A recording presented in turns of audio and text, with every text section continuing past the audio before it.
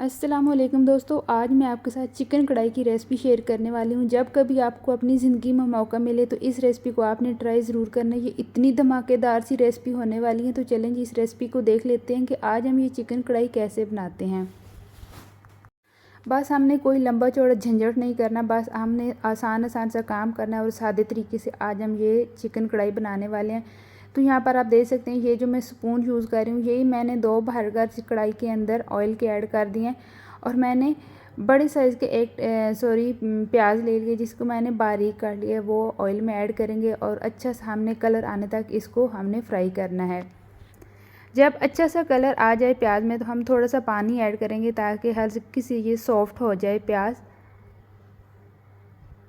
जब मैंने इस रेसिपी को रेडी कर लिया था तो मैंने अपनी भांजी को स्पेशल बोला कि आओ आज मेरी रेसिपी टेस्ट करो। तो वो कहती है, खाला आज आपने ऐसी रेसिपी बनाई है जैसे मैं इस रेसिपी को चिकन कढ़ाई को ऑर्डर करती हूँ, सेम उसी का ये टेस्ट आ रहा है। क्या आपने उनसे ये रेसिपी पूछी है? मैंने बोला नहीं, मैंने तो बस अपने ही तरीके से ये वाली रेसिपी रेडी की है। तो इसलिए मैंने आपको बोला कि जब कभी आपको मौका मिले तो आपने इस रेसिपी को ट्राई ज़रूर करना है। तो यहाँ पर हमने हाफ़ kg चिकन ले लिया, ये इसमें ऐड करेंगे और हमने अच्छी तरह मिक्स कर लेना है।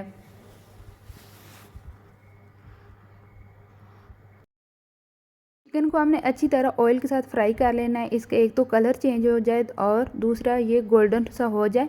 जितना हम अच्छी तरह इस चिकन को ऑयल के अंदर फ्राई करेंगे, इतनी अच्छी हमारी ये रेसिपी रेडी हो जाएगी। अगर आपके घर गेस्ट आ रहे हो, अगर आप रमज़ान शरीफ नेक्स्ट आने वाले हैं, अगर रमज़ान शरीफ में भी इस रेसिपी को आप बनाते हैं ना, तो बहुत कम टाइम में ये बन जाती है और बहुत अच्छा इसका टेस्ट होता है, इतनी लजीज बनती है। अगर आप मेहमानों के लिए बनाएंगे ना तो मेहमान भी उंगलियां चाट चाट कर खाएंगे, इतना इसका अच्छा टेस्ट होता है। क्योंकि मैंने इसको खुद बनाया और अपने घर वालों को इसको खिलाया है। इस रेसिपी के बनाने के बाद मैंने इस रेसिपी को घर में 3 से 4 बार बनाया है, तो बहुत ये अच्छे इसका टेस्ट होता है।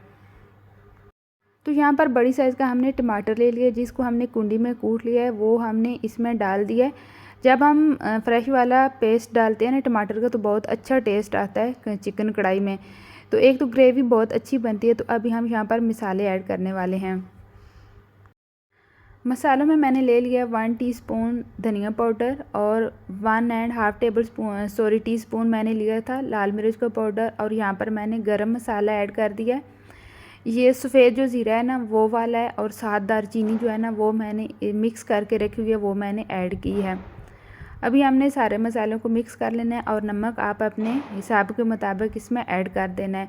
अगर आपके पास मोटी इलायची है तो वो इसमें आपने ज़रूर ऐड करनी है, क्योंकि वो मैंने सफ़ेद ज़ीरा और दालचीनी और मोटी इलायची का पाउडर बनाया हुआ था, वो मैंने ऐड किया। अब इसके अलावा इसमें और कोई मसाले नहीं जाएंगे, बस इन्हीं मसालों से इसका बहुत ही लाजवाब सा टेस्ट होने वाला है। तो फ्रेंड, मेरी आपसे रिक्वेस्ट है, अगर मेरी ये चिकन कढ़ाई की रेसिपी आपको अच्छी लग रही है तो प्लीज़ मेरी वीडियो को लाइक ज़रूर करना है। फैमिली एंड फ्रेंड के साथ आपने इस रेसिपी को शेयर ज़रूर करना है। तो यहाँ पर आप देख सकते हैं चिकन कढ़ाई का ये जो कलर है कितना अच्छा आ गया है। ये बिल्कुल अभी से यमी लग रही है। मसालों को हमने अच्छी तरह भून लेना है और हमने हरा धनिया ऐड करना है और थोड़ा सा पानी डाल देना है और कवर करके हमने इसको 15 से 20 मिनट तक हल्की आंच पर पका लेना है। जब इसमें से पानी खुश्क हो जाएगा तो हमारी चिकन कढ़ाई रेडी हो जाएगी। अगर आपके पास कम टाइम है तो आप इसको मीडियम फ्लेम पर भी बना सकते हैं, लेकिन मेरे पास काफ़ी टाइम था तो मैंने इसको हल्की आंच पर बनाया था। तो यहाँ पर आप देख सकते हैं अल्हम्दुलिल्लाह हमारी चिकन कढ़ाई की रेसिपी रेडी हो चुकी है। तो मैं अब इसको डिश आउट कर रही हूँ। आप इसकी फ़ाइनल लुक चेक कर सकते हैं, ये कितनी अच्छी बनकर रेडी हुई है। तो फ्रेंड, मेरी रेसिपी आपको अच्छी लगी हो फैमिली एंड फ्रेंड के साथ ज़रूर शेयर करना। इसी तरह न्यू रेसिपी के साथ फिर मिलूँगी, तब तक के लिए अल्लाह हाफिज़।